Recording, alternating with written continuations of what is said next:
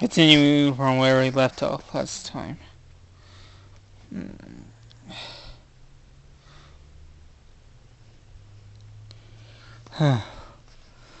So the time traveler is beginning the story now. I felt like a man about to commit suicide as...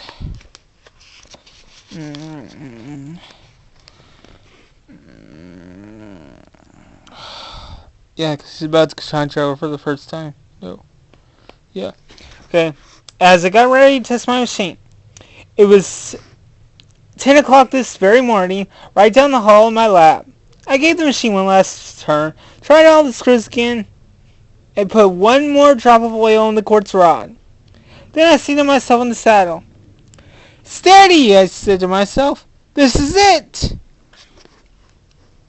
I took the starting lever in one hand and the stopping lever in the other. Then I pulled over the first and almost immediately the second. I felt myself trembling, and then came that feeling of falling. Falling. Falling. You get in a nightmare. That was all. How long it lasted, I didn't know.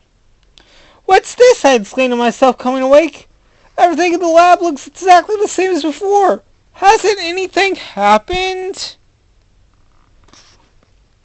It was then that I noticed the clock. Just a moment before, it had stood at a minute or so past 10. Now it's nearly 3:30.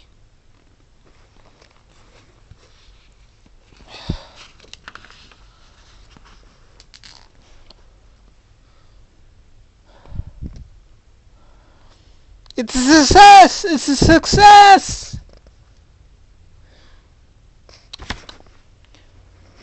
I told myself. The machine has moved me through the fourth dimension. Time! I took a deep breath, set my teeth, and this time gripped the starting lever with both hands. The lab got hazy and went dark. I pulled the lever to its extreme position.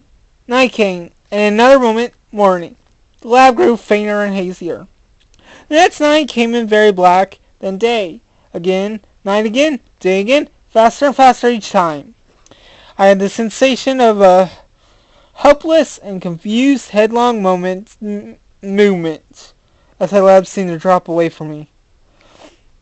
I figured the lab eventually had fallen apart along with my house, and I was now out in the open air in the spot where the house used to be. Night continued to follow day like the quick flapping of a black wing. Then I saw the sun, hopping swiftly across the sky, leaping at every minute.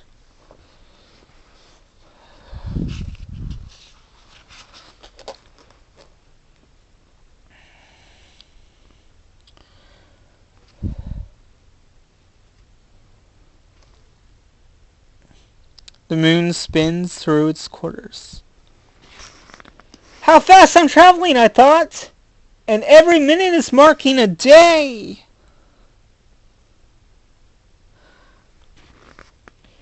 The twinkling succession of darkness and light was very painful to my eyes.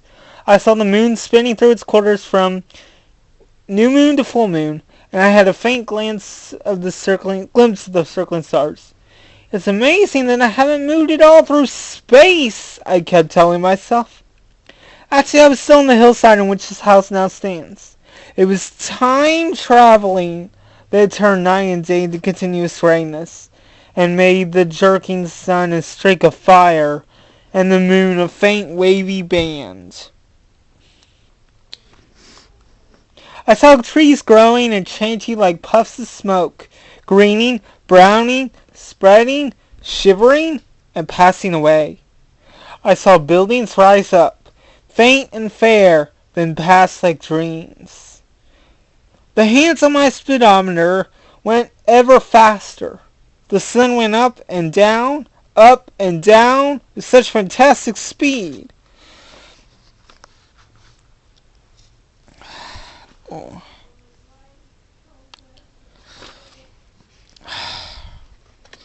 With such a fantastic speed that I knew that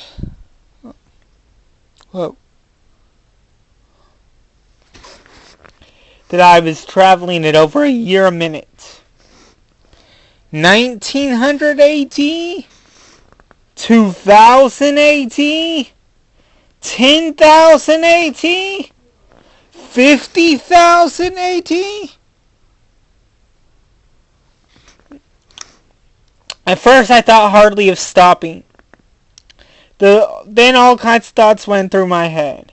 100,000 AT? 200,000 AT? 500,000 AT?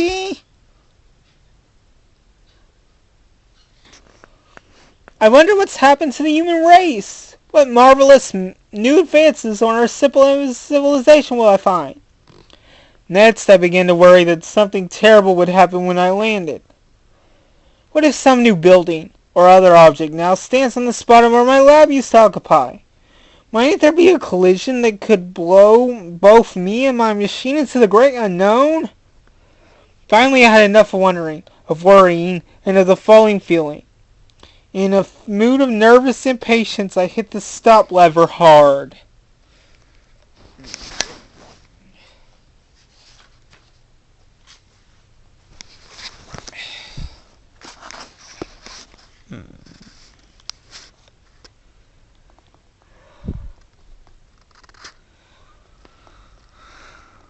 Tumbled out in 802,701 AD.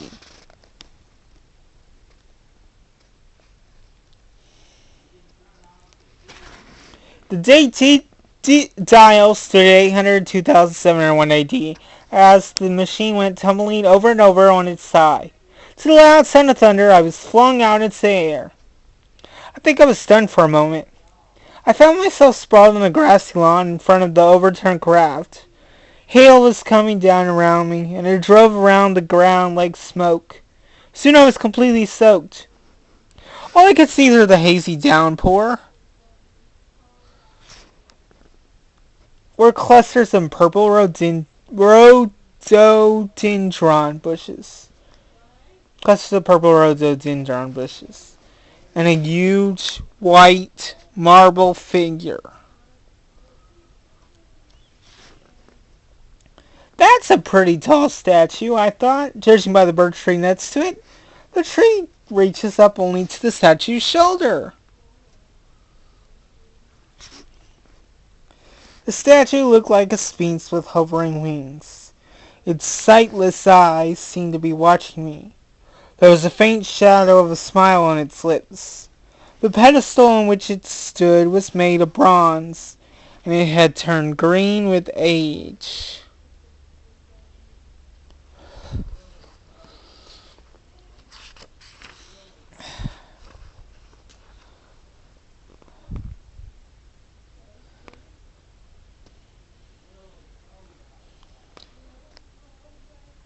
Looking around curiously.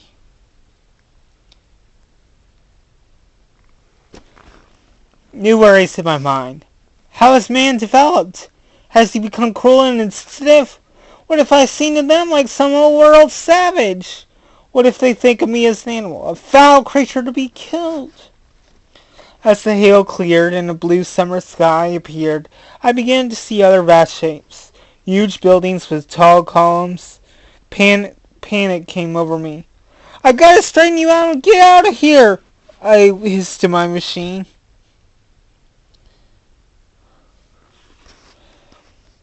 Grappling fiercely with it, wrist and knee. I finally got it upright again, but it struck my chin hard in the process and left a deep cut.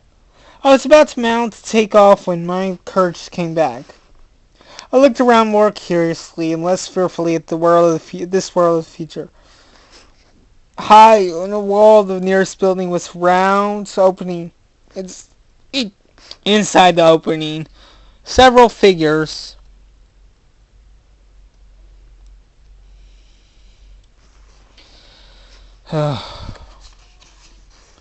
Inside the opening, several figures dressed in rich soft robes were watching me. Then I heard voices coming from another direction and saw some men running from the bushes by the white sphinx. One of these men took a pathway leading straight to the little lawn on which I stood with my machine.